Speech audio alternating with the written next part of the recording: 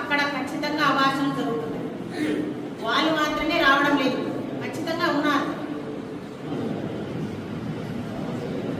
దయచేసి ఎంతసేపు ఉన్నా మీరు ప్రథమ చికిత్సా కేంద్రమే పెట్టుకోవాలా. వెంటనే ఎవరైనా మీకు ఎమర్జెన్సీ వస్తే వాళ్ళకు ప్రతి ఒక్కరూ దెబ్బ తగిలి కట్టడం వరకే రాదు, జ్వరం అని వస్తారు. మీరు ఇచ్చే దగ్గర ఉండే పారాసిటమాల్ అందరూ ఎవరైనా తీసుకోవచ్చు. ఆ ట్యాబ్లెట్ ఇచ్చి దగ్గరలో ఉన్నటువంటి సచివాలయం కానీ లేదంటే పిహెచ్సికి కానీ రెఫర్ చేయాలి.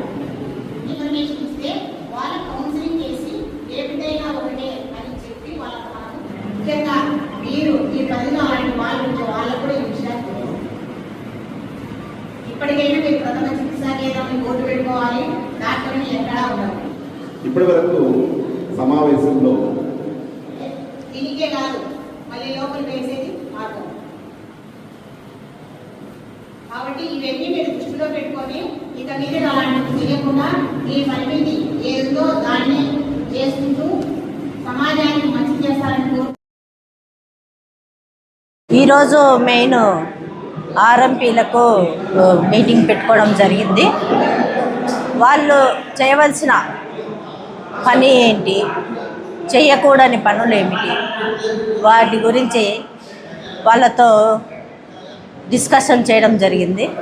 మెయిన్గా హై యాంటీబయాటిక్ యూజ్ చేయటము. ఫస్ట్ ఆఫ్ ఆల్ వాళ్ళు అర్హత ఏంటి అంటే 10వ తరగతి నుంచి 12వ తరగతి వరకన్నా చదివి ఉండాలి, డిగ్రీ అయినా చేసి ఉండొచ్చు. తర్వాత వాళ్ళు ట్రైనింగ్ అయి ఉండాలి, మినిమం 1 ఇయర్ ట్రైనింగ్ అయి ఉండాలి. అది కూడా గవర్నమెంట్ రికగ్నైజ్డ్ సెంటర్స్లో మాత్రమే ట్రైనింగ్ అయి ఉండాలి. వాళ్ళు ఓన్లీ ప్రథమ చికిత్స మాత్రమే చెయ్యాలి. ఇంజెక్షన్స్ వేయటము, ఐవి సెలైన్ బాటిల్స్ పెట్టడము, యాంటీబయాటిక్ యూజ్ చేయటము, అట్లే స్టిరాయిడ్స్ వాడటము ఇటువంటివి చేయకూడదు. అట్లనే చిన్నపిల్లలకు ట్రీట్మెంట్ ఇవ్వకూడదు. అట్లా గర్భవతులు స్త్రీలలో మహిళల్లో గర్భవతులకు అబార్షన్లు చేయటము, వాళ్ళను చెక్ చేయడం, డెలివరీస్ చేయటం అనేది చేయకూడదు. వాళ్ళు చేయవలసిన పని వల్ల ఓన్లీ ప్రథమ చికిత్స అంటే చిన్న ఏమన్నా గాయాలు తగిలినప్పుడు వాళ్ళు ఉన్న ఈ పరిధిలో ప్రేర్లకు గాయాలు తగిలినప్పుడు వాళ్ళ కట్లు కట్టి వాళ్ళ దగ్గరలో ఉన్న గవర్నమెంట్ హాస్పిటల్స్ కానీ ప్రైవేట్ హాస్పిటల్స్ కానీ అర్హత ఉన్న డాక్టర్ దగ్గరికి పంపించాలి.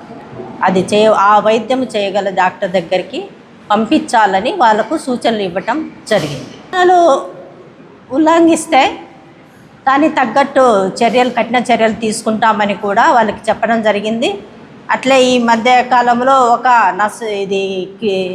ఆర్ఎంపీ హాస్పిటల్లో అదే ప్రథమ చికిత్సా కేంద్రంలో ఒక స్కానింగ్ పట్టుకోవటం జరిగింది కదా, అది లింగ నిర్ధారణ గురించి, దాని గురించి కూడా వాళ్ళకు చెప్పడం జరిగింది. ఈసారికి ఎక్కడైనా సరే పట్టుబడితే కనుక మేము కఠిన చర్యలు తీసుకుంటామని చెప్పడం జరిగింది. ఇది సమావేశము జమ్మలమడుగు డివిజన్ అంటే పొద్దుటూరు జమ్మలమడుగు డివిజన్లో అందరు ఆర్ఎంపీలతో సమావేశం కావడం జరిగింది. నా పేరు భారతి, జిల్లా వైద్య ఆరోగ్య శాఖ కార్యాలయం కడప నుంచి వచ్చినాను. ఈరోజు ఇక్కడ ప్రథమ చికిత్సా కేంద్రం నడుచున్నటువంటి వ్యక్తులందరినీ పిలిచి మీటింగ్ కండక్ట్ చేయడం జరిగింది. ముఖ్యంగా వాళ్ళు ప్రథమ చికిత్స మాత్రమే చేయవలేను. వాళ్ళు ట్రీట్మెంట్ చేయడం కానీ, ట్యాబ్లెట్స్ ఇవ్వడం కానీ, ఇంజెక్షన్లు వేయడం కానీ, సెలైన్ బాటిల్స్ ఇవ్వడం కానీ ఇలాంటివి చేయరాదు. అంతేకాకుండా చిన్నపిల్లలకు కూడా ట్రీట్మెంట్ ఇవ్వకూడదు. గర్భవతులకు కానీ చిన్నపిల్లలకు ఎవరికి ఏం చేసినా వెంటనే ఎమర్జెన్సీగా వాళ్ళు ఏదైనా దెబ్బలు తగిలి వస్తే వాళ్ళకి కట్టడము, దగ్గరలో ఉన్నటువంటి ఆసుపత్రికి రెఫరల్ చేయడం. ఇంకా ఇలా ఎంతమందిని రెఫరల్ చేసినారో ఒక నోట్బుక్ లాగా తయారు చేసి గవర్నమెంట్ వారికి చూపించినచో వాళ్లకు మంచి సహకారం అందించుతామని కూడా మేము తెలియజేస్తున్నాం.